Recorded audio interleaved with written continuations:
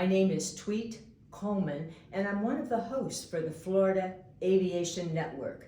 And I'm very pleased to have in the studio with me Nivedita Bhasin. Welcome, Neve. Hi. Neve is from the India section of the 99s International Women's Organization, and she's also the International Director for the 99s. Oh, we're just so pleased you're with us today. Well, thank you for having me on your show, Tweet.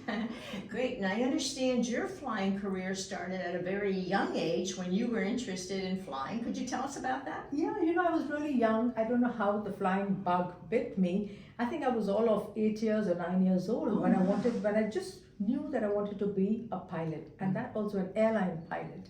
And this was, I think, in the year 1970. So, I mean, at that time, women pilots were unheard of. Right. So I did know that I had to be of a certain age to start flying. So while I was 15, when I just turned 15, I went to the flying club and straight from school.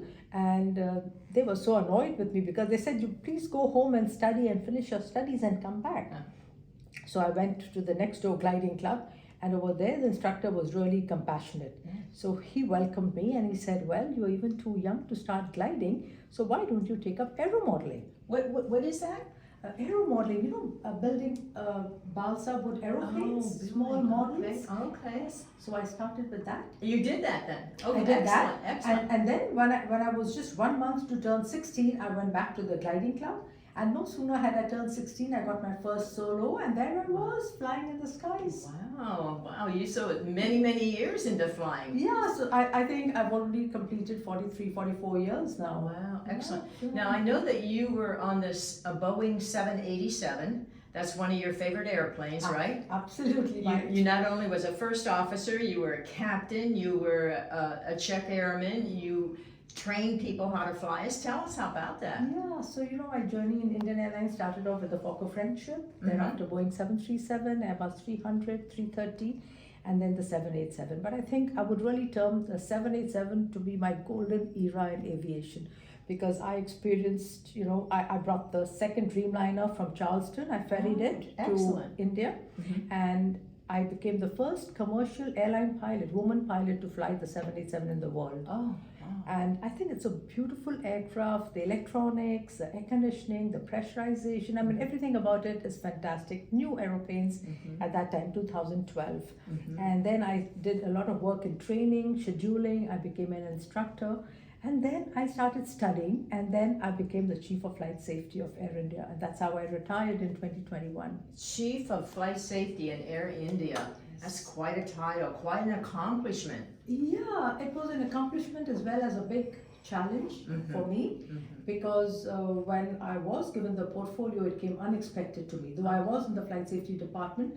And as you're an airline pilot, you are used to dealing with all the different departments. Yes. In-flight, commercial, and ground support, catering, engineering, flight ops. So basically, you know everything. Right. You can deal with people.